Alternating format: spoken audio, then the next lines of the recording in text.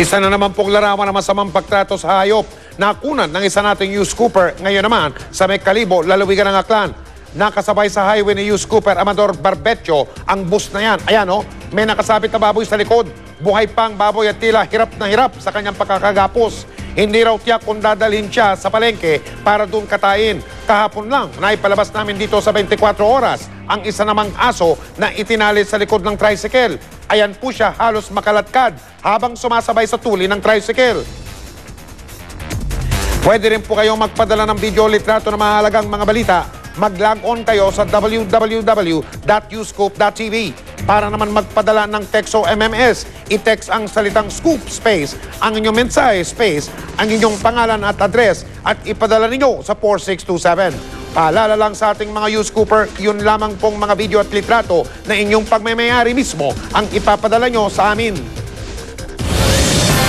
Sa bansang Ireland naman, isang nakawalang elepante ang nakitang tumatakbo sa paradaan ng mga sasakyan. Isang car park, ika nga. Pilit na pinipigilan ng dalawang lalaki na yan. Nakikita nyo ang nakawalang elepante na ang pangalan ay si Baby. Pero nagpatuloy siya sa pagtakbo. Ang kwento ng tagapag-alaga, tumakas sa circus si Baby dahil ayaw daw niyang maligo. Hindi nagtagal na ibalik din siya sa circus. At ngayon, ayan, nagsasanay na sila para sa susunod nilang pagtatanghal.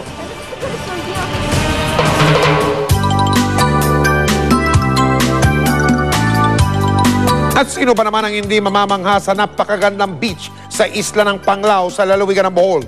Bukod sa likas na ganda ng beach na yan, marami rin tinatawag na summer activities doon na tiyak na ikatutuwa ng buong pamilya. Yan ang tinutukan ni Lay Alvis. Sa linis at linaw ng dagat, maputi at malapulbos nitong buhangin, animoy paraiso sa lupa ang Panglao Island sa Bohol.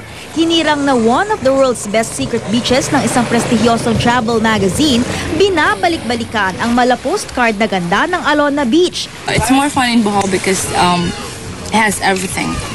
Di nakapagtataka kung bakit fully booked na agad ang mga resort dito. Heaven nga ang pakiramdam kung magla-lounge by the beach. At syempre, bukod sa pagsa-sunbathing, pwede ka ring magpa-henna tattoo o di kaya mag-waterboat, kayak at snorkeling.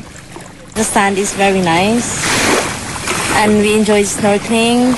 Pagkatapos ng fun summer activities, mag-relax at magpamasahe naman sa may tabing dagat.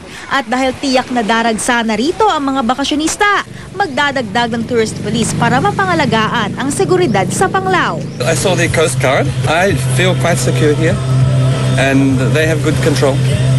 Sa Bataan naman, dila-dilang mga tao ang nagbabakasyon sa bayan ng Abukay. Meron din kasing mga turistang ibon.